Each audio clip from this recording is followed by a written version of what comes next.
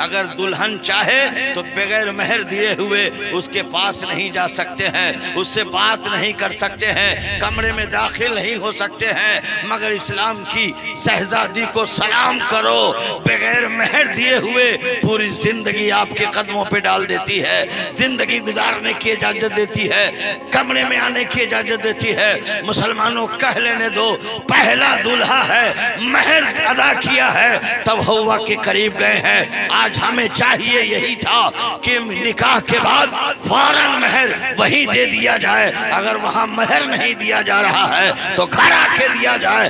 घर नहीं दे पा रहे हैं तो दोस्तों, जो पहली मुलाकात हो तो उस मुलाकात से पहले अपनी शरीक हयात को मेहर दे। निकाह की महफिल सजाई जाएगी कल ना, तो आपसे कोई भी पूछ सकता है, इस दुनिया में इस वक्त 35,000 मज़ाहिब पाए जाते हैं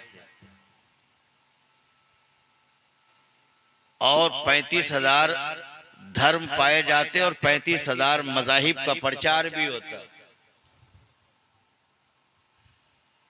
हर आदमी यही प्रचार कर रहा है, हर मजहब का मानने वाला यही प्रचार कर रहा है कि मेरे यहाँ शादी है। शादी के तरीके अलग अलग हैं, मगर मैं आप तक पहुंचाने की सादत हासिल करूंगा कि आप तमाम मज़ाहिब के पेशवा को इकट्ठा कीजिए और उससे पूछिए कि दुनिया का पहला दुल्हा कौन है, दुनिया की पहली दुल्हन कौन है। जब आप पूछेंगे कि दुनिया का पहला दुल्हा कौन है, दुनिया की पहली दुल्हन कौन है, तो ये मेरा दावा है, जितने मज़ाहिब का प्रचार कर रहे हैं, जितने धर्म का प्रचार कर रहे हैं, चाहे वो किसी शक्ल में हो, वो हाथ जोड़कर इस्लाम के चरणों में खड़ा हो जाएगा और अर्ज करेगा कि मैं नहीं बता सकता हूं कि दुनिया का पहला दुल्हा कौन है, मैं नहीं बता सकता हूं दुनिया की पहली दुल्हन कौन है। मुसलमानों आओ, ये मालूम नहीं कि दुल्हा पहला कौन है, ये मालूम नहीं कि दुल्हन पहली कौन है, मगर शादी हर मजहब में है, शादी हर धर्म में है। मगर आओ जीजाने मिल्लत इस्लामिया, 35,000 मज़ाहिब का पेशवा इस्लाम के चरणों में आ गया है, अरीजा पेश किया है। मुझे नहीं मालूम है दुनिया का पहला दुल्हा कौन है, मुझे नहीं मालूम है दुनिया की पहली दुल्हन कौन है। ए इस्लाम तू बता दे दुनिया का पहला दुल्हा कौन है, इस्लाम तू बता दे दुनिया की पहली दुल्हन कौन है। इस्लाम मुस्कुराता हुआ नजर आया, इस्लाम आवाज देता हुआ नजर आया, आओ मैं बताता हूँ दुनिया का पहला दुल्हा कौन है, मैं बताता हूँ दुनिया की पहली दुल्हन कौन है। इस्लाम ने ऐलान किया दुनिया का पहला दुल्हा हजरत आदम है और दुनिया की पहली दुल्हन हजरत हव्वा। मुसलमानों सोचो जरा, गौर करो। और जब पहला जो निकाह हुआ था, मक्के में नहीं, मदीने में नहीं, अरफात में नहीं, मुजदलफा में नहीं, इराक में नहीं, ईरान में नहीं, अरब अमारात में नहीं, शारजा और दुबई में नहीं, अमेरिका और रशिया में नहीं। अबे पहली जो महफिल निकाह की सजाई गई थी, उस वक्त अमेरिका भी नहीं था, रशिया भी नहीं था, जर्मन भी नहीं था, अरब अमारात भी नहीं था, हिंदुस्तान भी नहीं था, पाकिस्तान और बांग्लादेश और चाइना भी नहीं था।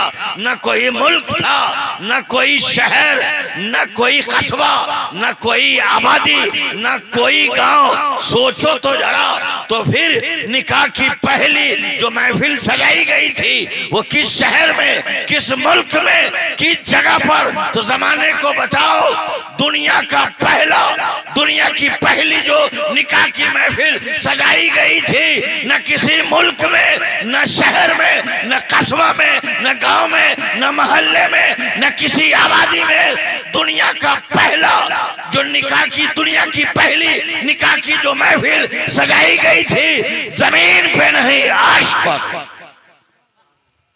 मुसलमानों गौर करो, कितना बड़ा मकाम है उस निकाह का कि पहली महफिल जन्नत में सजाई गई। गौर करो और सोचो जरा, उसमें दुल्हा कौन है, हजरत आदम है। दुल्हन कौन है? हजरत हव्वा है।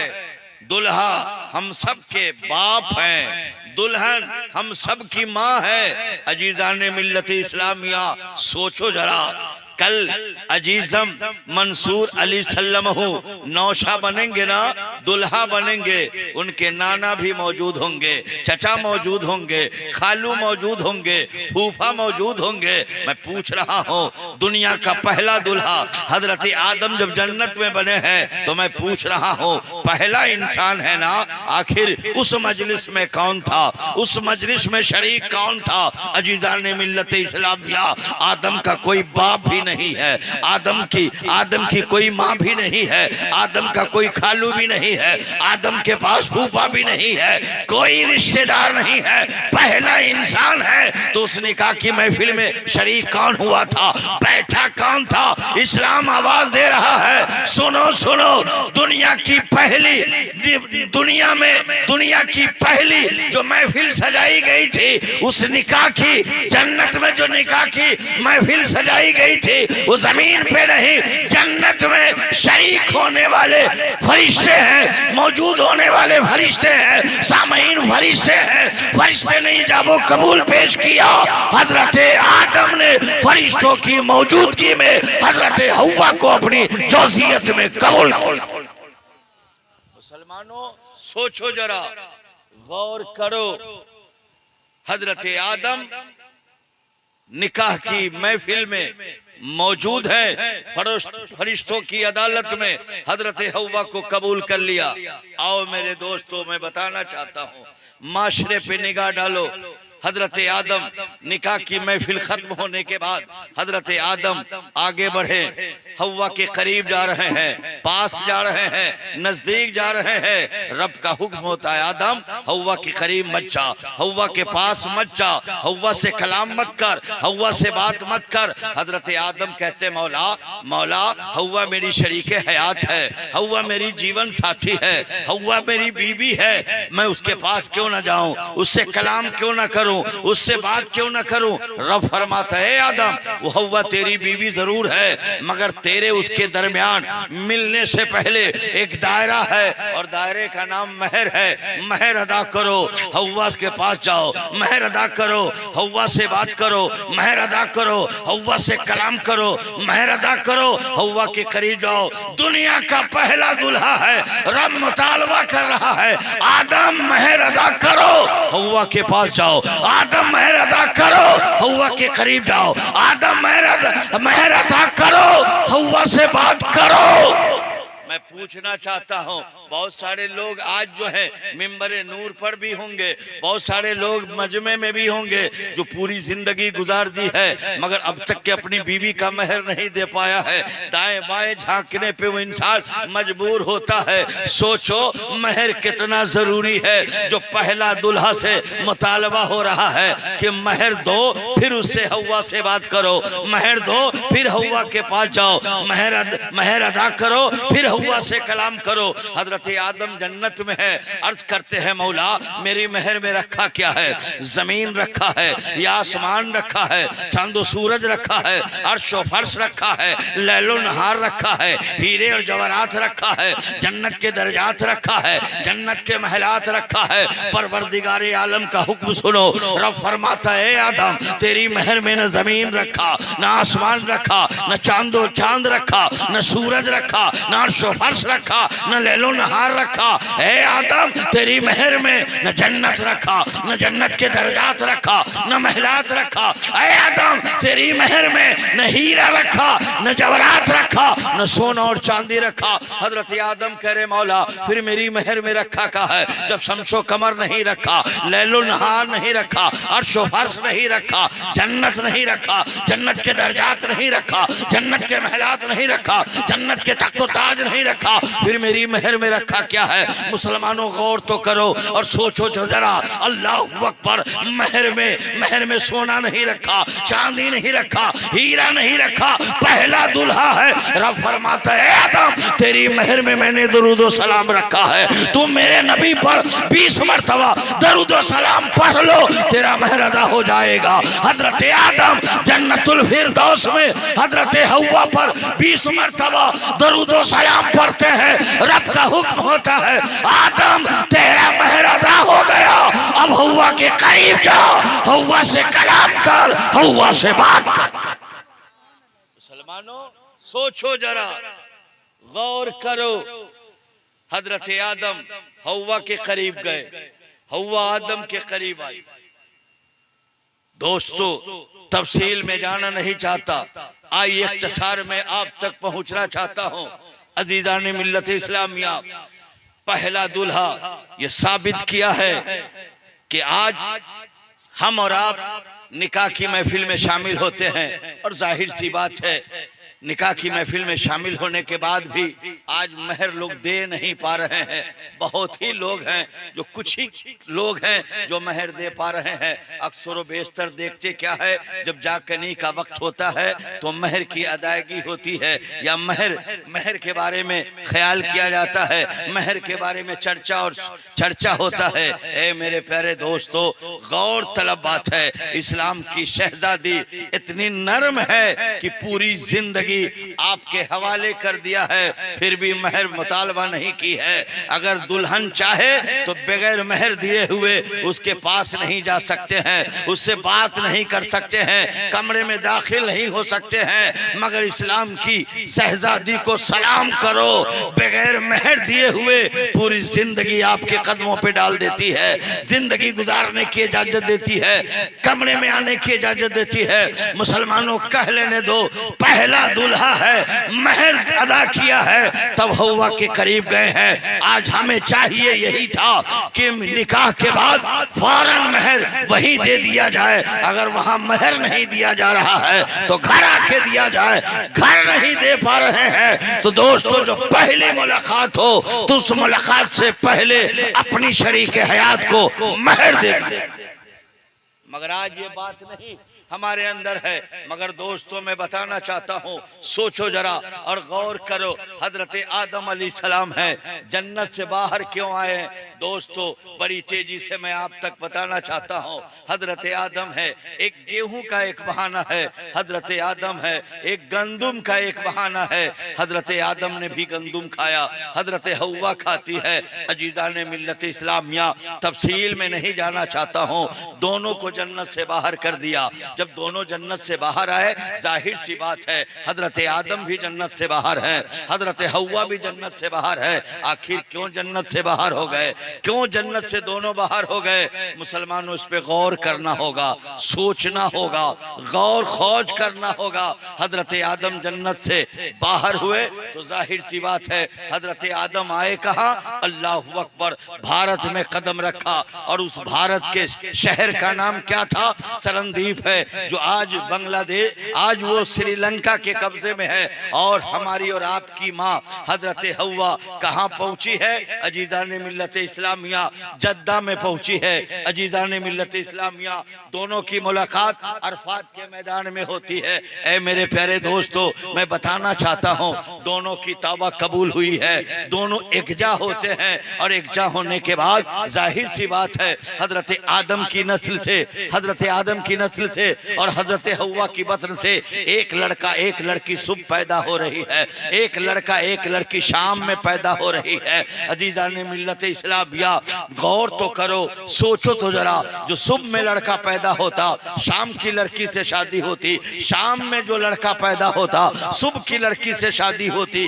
क्योंकि इंसान के तादाद को बढ़ाना था, औलादे आदम की तादाद को बढ़ाना था। एक लड़का एक लड़की सुबह एक लड़का एक लड़की शाम, 40 साल जब जमाना गुजरा है, तारीख बताती है हजरत आदम की औलाद और उनके पोतों की तादाद 40,000 हो जाती है। शरीयत आदम में भाई बहन से शादी करना जायज था, इसलिए औलादे आदम को बढ़ाना था।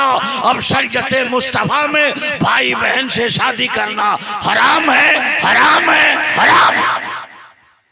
अजीज़ान मिल्लत इस्लामिया, मैं बड़ी तेजी से आपकी अदालत में आना चाहता हूँ। शिरनी यहाँ मौजूद है और शिरनी आने का मतलब ये है, जिस तरह से ट्रेन चल रही है, रास्ते में किसी ने चैन पुलिंग कर दिया, ट्रेन वहीं रुक जाती है।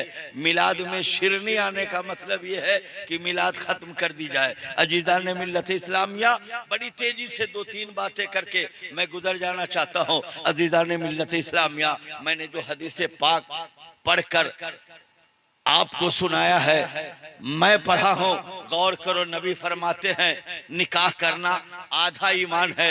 मैं आपसे पूछना चाहता हूँ, नमाज को नहीं कहा आधा ईमान है, रोजा को नहीं कहा आधा ईमान है, हज को नहीं कहा आधा ईमान है, कुर्बानी को नहीं कहा आधा ईमान है, ज़कात को नहीं कहा आधा ईमान है, उम्रे को नहीं कहा आधा ईमान है, मगर दोस्तों निकाह को मेरे आका फरमाते हैं आधा ईमान है। अल्लाह अल्लाह, मुसलमान सोचो तो जरा, नमाज को आधा ईमान नहीं कहा गया, रोजा को आधा ईमान नहीं कहा गया, हज को आधा ईमान नहीं कहा गया, ज़कात को आधा ईमान नहीं कहा गया, तिलावत कुरान को आधा ईमान नहीं कहा गया, माँ बाप की खिदमत को आधा ईमान नहीं कहा गया, गरीबों को खिलाना आधा ईमान नहीं कहा गया, नंगे को कपड़ा पहनाना आधा ईमान नहीं कहा गया, प्यासे को पानी पिलाना आधा ईमान नहीं कहा गया, मगर निकाह करना मेरे आका फरमाते हैं आधा ईमान है। पता चला जब बंदा बालिग होता है, नमाज पढ़ रहा है, नमाज पढ़ता है, रोजा रखता है, मालदार है तो ज़कात देता है, हज करता है, ये शरीयत के तमाम काम कर रहा है, तो जाहिर सी बात है अभी भी ईमान नामुकम्मल है। और जब वो निकाह कर लेता है, ईमान मुकम्मल हो जाता है। पता क्या चला, ये पैगंबर फरमा रहे हैं निकाह करना आधा ईमान है। मुसलमानों, पता चला जनाबे मंसूर अली सल्लमहु कल जा रहे हैं, निकाह करने के लिए जा रहे हैं। निकाह करना नबी की सुन्नत भी है और निकाह करना आधा ईमान। दोस्तों गौर करें और जहन को हाजिर करें। अजीज़ान मिल्लत इस्लामिया, हमारे माशरे का क्या हाल है, गौर करें। शादी को आसान करो मेरे दोस्तों, ये वक्त नहीं है और शेरनी सामने आ गई है। मैं समझ नहीं पा रहा हूं कि क्या आपको दूं और क्या नहीं दे पाऊं। बहरहाल यही गुफ्तगू काश के बाद नमाज मगरिब मेरी हो जाती और मेरे बाद शहनशाह तरन्नुम शायर हिंदुस्तान हजरत अरशद इकबाल अशरफी साहब की नाते पाक होती, फिर सलातो सलाम हो जाता, तो गुफ्तगू मुकम्मल मेरी होती और आपकी भी इस्लाह हो जाती दोस्तों, और नेकियों के लिस्टों में मेरा नाम आ जाता। मगर बड़ा अफसोस है, कीमती वक्त हमारे और आपके सामने से गुजर गया है। शेरनी सामने आ गई है।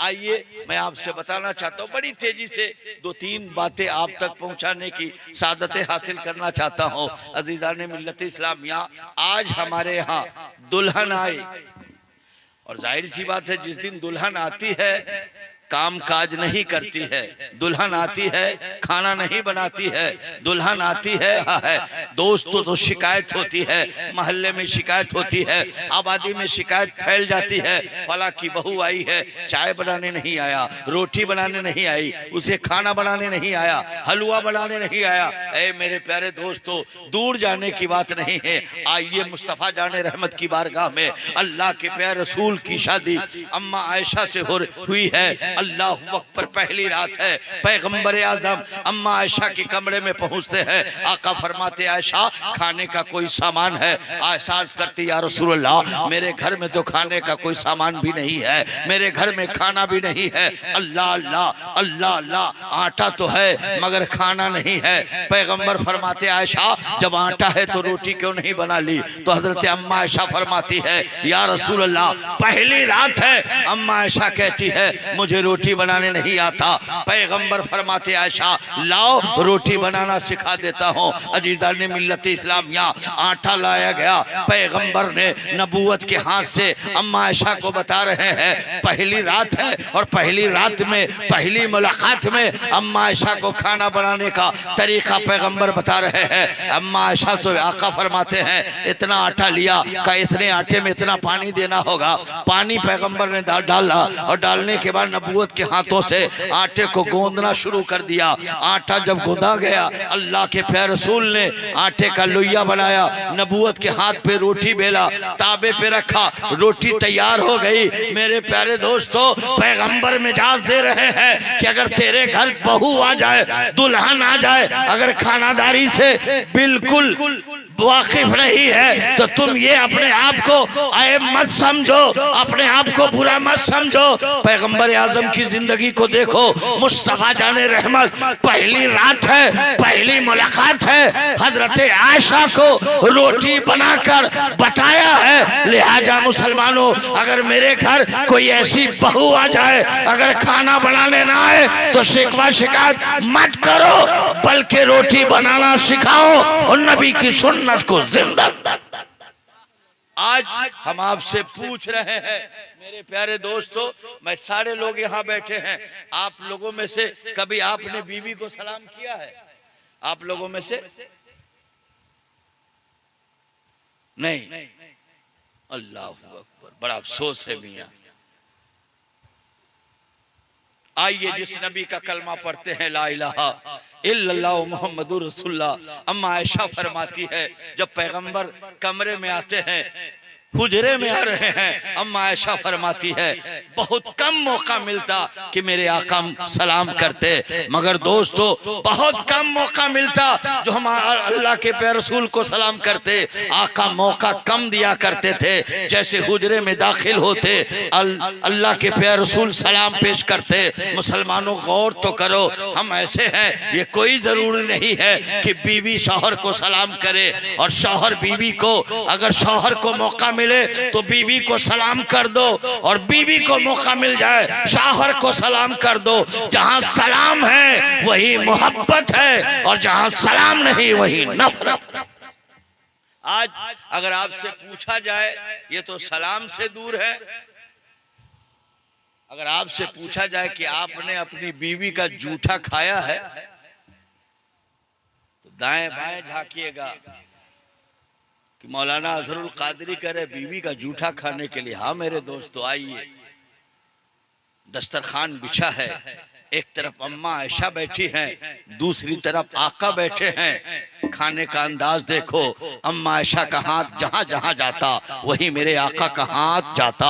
अल्लाह अल्लाह, अम्मा आयशा गोश्त की बूटी को उठाती और खाकर दस्तरखान पे रख देती तो मेरे आका उसी बचे हुए बूटी को, जिस बूटी को आयशा ने खाया है, गोश्त के टुकड़े को आयशा ने खाकर रख दिया है, मेरे आका उसी गोश्त के टुकड़े को उठाकर नोश फरमाते और जमाने को बताते हैं कि अगर बीवी का जूठा शौहर खाता हो और शौहर का जूठा बीवी खाए तो दोस्तों मोहब्बत है, और वो ऐसी मोहब्बत है मेरे आका ने जमाने को बताया है कि हम जैसे कर रहे हैं उस तरह से तुम भी करो ताकि तेरा घर आबाद हो, शादाब।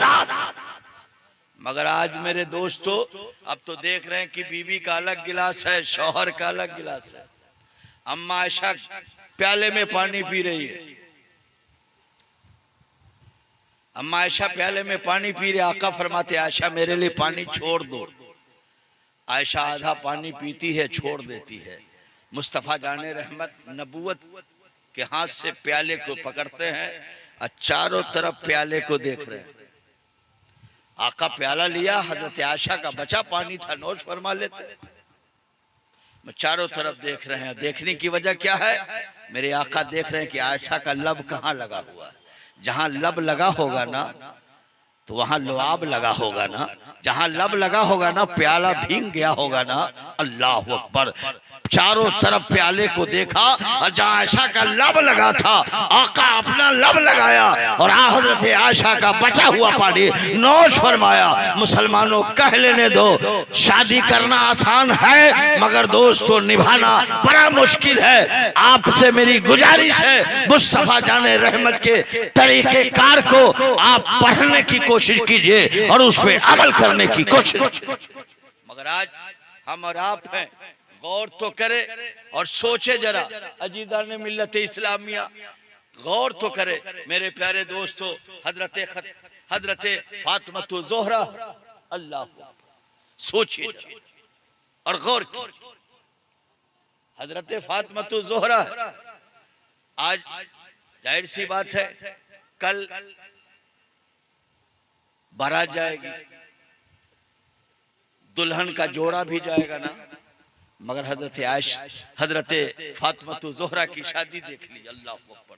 तारीख बता रही है कि हजरत फातिमा ज़ोहरा जो दुपट्टा ओढ़ी हुई थी ना, उस दुपट्टे में 17 पैबंद लगे हुए। अल्लाह, 17 पैबंद लगे हुए हैं। सोचो जरा, आज 50,000, 10,000, 1-1 लाख का जोड़ा आज दुल्हन के लिए है, मगर सोचो जरा फातिमा ज़ोहरा है, 17 पैबंद दुपट्टे में लगा हुआ है। निकाह कहाँ है? मस्जिद नबी में निकाह हो रहा है। मैं आपसे पूछ रहा हूँ, फातिमा जा रही है दोस्तों, मुहाफा पे नहीं जा रही है, पालकी पे नहीं, पालकी से जा रही है, ससुराल फातिमा जा रही है। तो फातिमा के ससुराल जाने का अंदाज तो देखो, न पालकी पे जा रही है न मुहाफा पे जा रही है। आगे आगे मुस्तफा चल रहे हैं, उसके पीछे फातिमा चल रही है। और दोस्तों फातिमा ज़ोहरा के पीछे मौलाए कायनात चल रहे हैं। ये छूट देकर बल्कि कहे जाहिर सी बात है खाना खिलाना, और बहुत लंबी मसाफत तय करके आऊं। राजकोट 2 रात ट्रेन में रहा। मैं 12 कहा था कि मिलाद की शादी की जो महफिल होती है बहुत मुख्तसर होती है। बस इस तारीख के सुनहरे बाब को आप समाप्त कीजिए। अगर आप इजाजत देंगे, मैं तो चाह रहा हूं कि शायर हिंदुस्तान जनाबे अरशद इकबाल साहब की एक मुख्तसर 2-3 बंद आप नात समाप्त कर लीजिए। दरूद पाक पढ़िए, अल्लाहुम्मा सल्ली अला सय्यदना मौलाना मुहम्मदिन मुबारक वसल्लम सलातु व सलाम अलैहि या रसूलल्लाह। आका आगे आगे चल रहे हैं।